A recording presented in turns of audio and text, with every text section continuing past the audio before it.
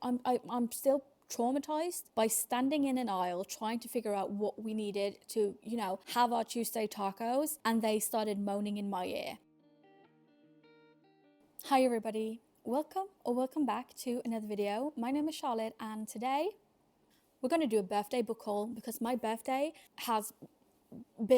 it's in the past now. I had a fantastic day, thank you for asking. I did not win in bowling, but it's fine, the kids had fun. For my birthday, I got a shit ton of books. So I figured, yeah, we already did a book haul because I got books for Mother's Day, but I got 12 books for my birthday, and we're going to go through all of them and why I wanted them.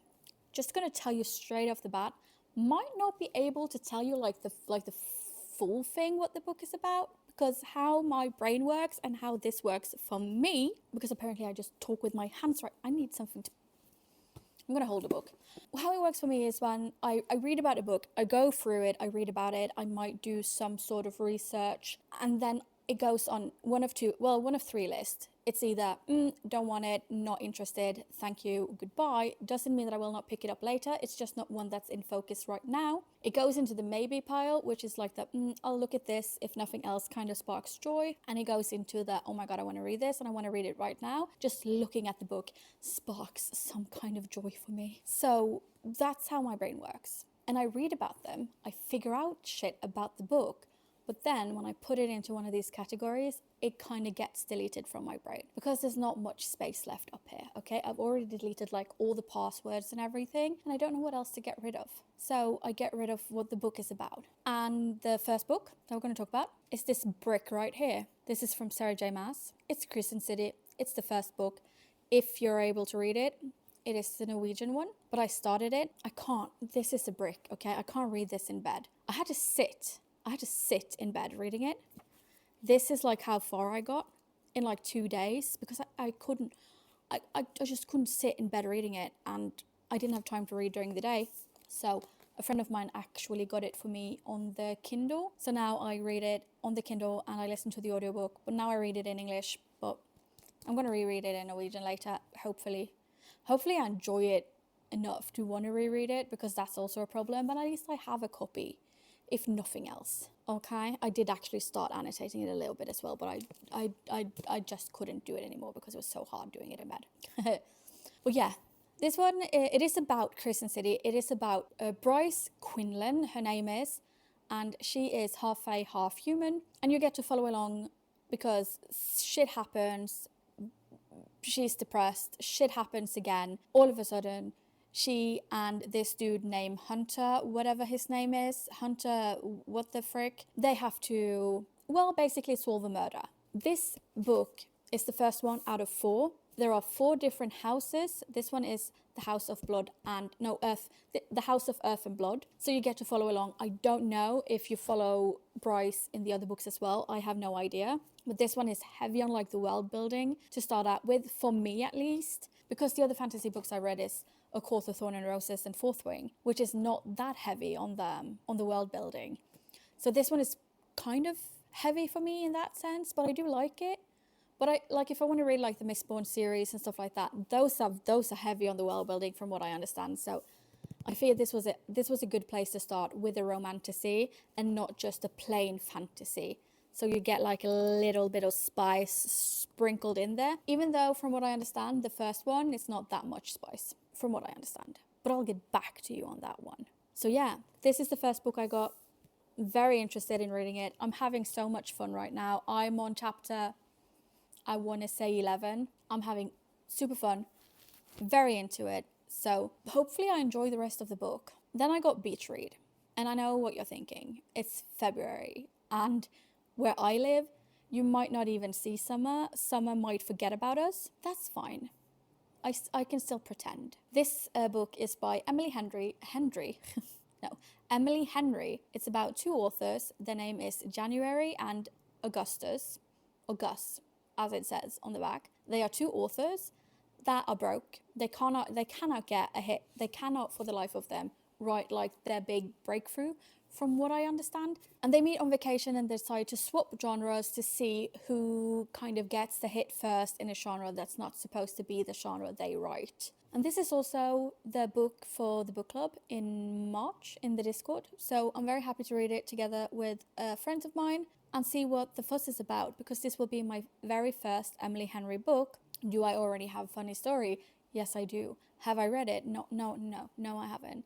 We're gonna start with Beach Read. It seems like it's a nice, like it's a little bit under, it's a little bit over 350 pages. Nice length for a romance book. So yeah, Beach Read. Who knew? Who knew you could read at the beach? Can you do that? For the longest time, I couldn't do that. When I was at the beach, I was so bored. I couldn't read. I could listen to music, but I can't do that when I have small kids that I need to, keep an eye on. Not that I can read either when I have small kids to keep an eye on, but when we were on vacation last time, Tom said, hey, read your book. I'm going to keep an eye on the kids. And I actually read Fourth Wing on vacation. Just a little tidbit for you there, which brings us into why I now have a new copy of Fourth Wing. I'm going to tell you, okay? Do I have the hardcover of it? Yes. Yes, I do. I do. With sprayed edges. What about it? Do I have it on my Kindle? Yes. Yes, I do. That's where I read it on vacation. Do I also have 2 copies of Fourth Wing on my Kindle? Yes. I got the wrong one on vacation when I wanted to start Iron Flame, and I forgot to return it. What about it? Do I now have a pocket version of it as well? Yes, I do. Thank you for asking. Yes, I do. Yes, I technically have 4 versions of this book right now. One of them wasn't my fault. Well, one of them was, technically, it was my fault, but also it wasn't my fault. It was like 3 a.m. when I tried to get my Kindle online to buy a book, and I didn't read, which is ironic because that's exactly what I wanted to do. Anywho, I got the paperback. The reason I got it is because part of the things that I found hard with this series is remembering shit, like whose dragon is whose, what signet do they have, all of that, fun stuff. I can kind of just keep control of Violet and Xaden. So I wanted to annotate it, but I didn't want to annotate the hardcover one, which I think is like a collector's edition or a limited edition, because the book cover is a little different.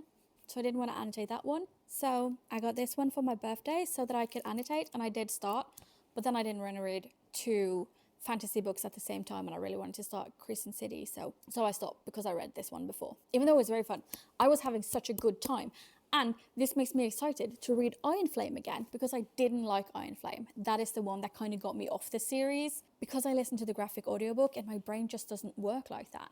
But yeah. And then I also got this one. This is Onyx Storm. It's the hardcover, as you probably can tell, and it has sprayed edges, and I love it, and I'm very happy that I got it. And it was hell to get my hands on. I don't know about the rest of Scandinavia, but Norway literally got fucked when they released this one. Little story time about that. This one, it was supposed to come out on the same date as the other ones. It was supposed to come out on the 21st of January, but then they pulled it from the internet like 2 days after the release, because they didn't get it. And first they said it was because of a storm, so it didn't get across seas from the States to Europe. And then they were like, oh yeah, you know what, we're going to release it, but not until like mid-February because we can't get it. And the bookstores didn't get enough in. Like, they didn't get enough books in for everybody that had pre-ordered it, so they cancelled people's pre-orders. The bookstores were told they were going to get 1 copy in, and they might have more than one person saying that they want to buy it. It was an ordeal. We're going to leave it at that. But I did get a copy. I did get a copy of Onyx Storm, and I'm very happy about it. Do I also have it on my Kindle? Yes, because I wanted to read it before I got this one. Well, I forgot to tell you what it kind of is about. This one is about, well, it's about Violet, because everything is from her point of view. Violet basically gets told by her mom, she's 20 years old, and she gets told by her mom to go be a rider at Boscaeath College and not be a scribe, as what she's been training for her entire life. And she just goes, yes, mother, I will do as I am told, even though I am technically an adult. And then, there's dragons, there's signets, so they have special powers where they fight with. Did I tell you there's dragons? There's hot men, there's not so hot men, there's, you know, I cried in this one and I cried in this one. I did not cry in Iron Flame, but that might be because of the graphic audiobook. A graphic audiobook when they are having a sexy scene? No, thank you. No, thank you. I'm still traumatized. But yeah, so this is, it's everything is from Violet's point of view. I'm pretty sure you already know everything you need to know about Fourth Wing. I love it, I love it, I love it. Then we have Kingmakers. This one is about like a mafia university. So when they're at, you know, a certain age, they leave home, and I think basically to never return. Mafia University, and it says on the back, in the shadow halls of Kingmakers, of ruthless Mafia University, the offspring of the world's most feared families come to master the dark art of influence and intimidation. And I was like, okay, I'm here for it. I'm here for it, okay? This one is about Leo and Anna, and also, who the fuck is Dean? Can you guys hear my dog snore, by the way? Yeah, and when they're at college, Dean is also there. I don't really know if Dean knows them from before or not. No idea, I don't really know. But he wants to destroy Leo, and he's gonna start with Anna. This one is a dark romance, so you know, I hope there's gonna be a little bit of a spice. And also, I mean, look at this. Look at it, okay? Yes, I'm here for it. This one is one of the ones that I kind of want to say that I'm going to read after I'm done with my fantasy. But also this one. I want to read this one so bad. Yes, it's dark romance again. It's Penelope Douglas. And this one, it's weird to say what kind of made me want to buy this book or get my friend to buy me this book. On the back, it says, Marymount girls are good girls. Even if they were or were not, no one would know, because girls like Clay Collins keep their mouths shut. Not that Clay has anything to share anyway. Always in control, she owns the hallways, walks tall on Monday, and then drops to her knees like the good Catholic girl she is on Sunday. And I didn't read further. I was like, I'm sold. I'm gonna take it. But I don't think this has a religious aspect at all, except that she might be Catholic. That might be it, okay? Basically, Clay is very mean to this girl, I'm gonna say girl, Liv, and Liv tells her to stay on her side of town. Clay doesn't listen, and then Liv does stuff to her that I'm pretty sure a good Catholic girl is not supposed to do. I'm very excited to read it. I mean, I read Birthday Girl by Penelope Douglas. I enjoyed it so much. So this also might be my next read. I have so many books that might be my next read. Then we have Ali Hazelwood, Deep End. If you watched my last book haul video, you heard me say that I got the Love Hypothesis, which is still very hard for me to say because they didn't have this one. Somebody else also heard me, and now they got me this one. Yes. This one is about a diver and a swimmer. One of them is injured. I cannot for the life of me remember who. And the other one is just trying to win everything. And the injured one is trying to get back into form so they can get into like the college they want to, or the university they want to go to. I've had some mixed feedbacks about it. I've understood that this is one of the more spicier ones that she has written. The other ones have like a little spice here and there. This one is supposed to be very spicy, but also the spice isn't supposed to be that spicy in a sense. It's supposed to be normal spice. And by that spice, I mean, I think somebody said that it was supposed to be like heavy on not talked about topics like BDSM and stuff like that, but apparently it's not. I don't really know. I'm expecting them to have, you know, woohoo time in the water at some point, but what do I know? I haven't read it. Well, yeah, Deep End. Swimmer, diver, they are not supposed to kind of connect. They do anyways. They are having fun with it. I hope I don't know, do they end up together? Maybe I shouldn't. Should we do what Larry does and just read a random sentence? I nod. That helped. Thank you, Larry, for teaching me that trick. Somebody nodded. So they agree. It's a good book. See? We figured it out. Ali Hazelwood is one of those that I've heard so much about, but sadly, sometimes if they are bigger authors, especially on like, you know, Book Talk or BookTube, something like that, and they have a book where the majority of the people that usually like her books don't like it, it does it does get a lot of shit and not necessarily the correct type of shit. But yeah, we have another Penelope Douglas book. It's Punk 57, even though I kept saying 75. But yeah, we're perfect together until we met. This is about a boy and a girl. They become pen pals. They were supposed to have a pen pal of the same sex. Something happened. It got mixed up. They figured it out pretty quickly, but they didn't tell. They just kept on talking to each other. They give each other, I think it's only the first name. Only first name basis they give each other. Then they decided they're not going to trade numbers. They're not going to trade pictures, nothing like that. Well, I guess they also have their last name because they send physical letters. Or is it emails? I don't really know. But they decide to not, trade more information. But he figures out who she is and he doesn't like it. And then something happens. I don't know what, but I'm very excited to figure it out. Okay? I'm very excited to figure it out. Unless, he figures out that she's like an old man. But that doesn't... We'll figure it out together. We'll figure it out together. Okay? Okay. Then we have Better Than the Movies. Have I already read this book? Yes, I have. I've annotated it. That's the reason I wanted it. Because it's full of cute quotes and lovey-dovey moments, and I ate that shit up. This is a young adult book. Better Than the Movies is by Lynn Painter. Lynn Painter, is that how you say it? I don't really know. Probably butchered it, like I always do. This one is about Liz. Liz is, how would you say it? Hooked on rom-coms. Like, rom-coms is her jam. She loves a good and a bad rom-com. I don't think she really minds as long as it's a rom-com. And Wes is her next door neighbor. Liz decides when her childhood crush comes back to live in their town and goes to their school, she decides that she's going to do everything in her power to get him to ask her to prom. And she asks Wes for help. And that's how the story unfolds over like a few weeks, where Wes tries to help her get the boy of her rom-com dreams. I adore it. I adored this book so much.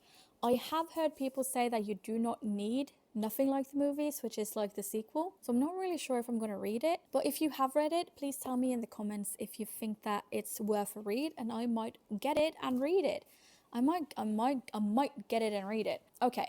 And then we got The Sweetest Obsession. This one is by Danielle Laurie. It's by, The Sweetest Obsession by Danielle Laurie. I know how to speak and to read. This one is also a mafia book. I'm going to be 100% transparent with you.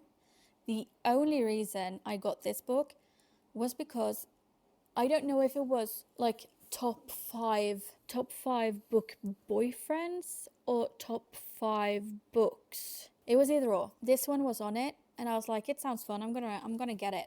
But this one is also mafia from what I understand. Yes, this one is also mafia. She's a mafia princessa. Or she was. Nicknamed Sweet Abilene, Elena smiles on cue and has a charming response for everything. She's the favorite daughter, the perfect mafia princessa, or was. Now all she can see in the mirror, a mirror's reflection is blood staining her hands like crimson paint. In the murky waters of New York's underworld, Elena's sister is arranged to marry Nicholas Russo. A made man, a boss, a cheat, even measured against mafia standards. His reputation stretches far and wide and is darker than his black suit and tie. She doesn't like the man or anything he stands for, though that doesn't stop her heart from pattering like rain against glass when he's near, nor the shivers that goes down her spine at the sound of his voice. Wait, is she going after her sister's man, in a way? It's arranged marriage, but still, he's supposed to marry your sister. Okay, I also want to read this one. I want to read them all. But yeah, those were the books. Was it? Yeah, this one I've already talked about. Those were the books that I already have opened and already have gotten. If you read any of them, please tell me what you think, but don't talk shit about them, because I want to enjoy them when I read them. And I get very influenced sometimes. Sometimes I'm like, oh, I really want to read a book. And then I see like 3 or 4 people talk shit on it. And I'm like, I don't really want to read it anymore. But we're going to open the last 2 ones. We're going to see what my friends have gotten from me. From the same store, I can already tell you that, because it's the same paper. They got me Spiral. It's the second one from Collide. I really liked Collide. From the author of Collide. I know that, bestie. I already know that. It's fake dating Oh my god. Oh, I love that. I love a good interconnected standalone, which is what this one is. The first one is about Summer and Aiden. Summer is like an academia babe, and Aiden is a hockey player. Sports romances, my jam, love it, always. But I think the first one is kind of, I don't know, very easy to read. It's very easy to read. It's not the most thrilling book I've ever read, but it was something to, do on a Saturday night. And this one is about Elias, and he's a newly drafted hockey player for the Toronto Thunder. Oh, that sounds scary. He's facing the challenges of fame and media's scrutiny. The tabloids are reporting his every move, including which woman he was last seen with. But all he wants to do is escape the spotlight. Okay. Enter from stage left, Sage, an aspiring ballerina who lacks of popularity online, has put her on a major disadvantage for securing the role she dreams of. Oh, so it's fake dating. They are probably gonna date. She's a ballerina, he's a hockey player. He needs to look stable. She needs to just get out there so people notice her. So it's definitely fake dating. And let's hope the big O is not fake as well, because then I would feel very sorry for her. Yeah. Do you think he also dances? She's the only one he can't play it cool with. Is it gonna be like in Collide? Because in Collide, he's like, Aiden is a dick for like a chapter or two. He meets her, just instantly drops the fuckboy persona, and it's just all about her, and she's actually kind of mean to him. I got Spiral. Oh, I'm excited to read that one. This one is thicker, so it's a thicker book. The Serpent and the Wings of Night. This is another fantasy one. Human or vampire, the rules of survival are the same. Never trust, never yield, and always guard your heart. So this is another fantasy one. This is the first one in the series.